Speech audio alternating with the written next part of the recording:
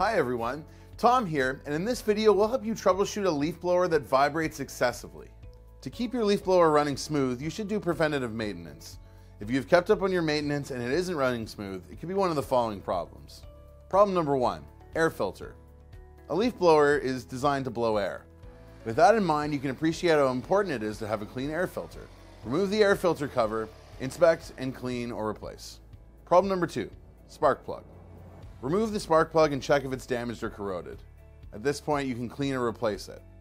If you have a spark plug tester, you can use it to quickly determine if your plug is in working order. Problem number 3, fuel filter. Remove the gas cap and use a pair of needle nose pliers to pull the gas filter out of the gas tank.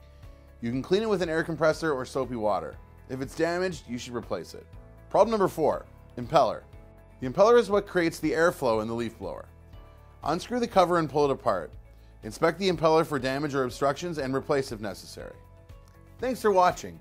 Check out the links in the description for more videos that'll help you get your leaf blower up and running again. And if you have any questions, leave them for us in the comments below. Don't forget to subscribe for more videos to help you finish the job.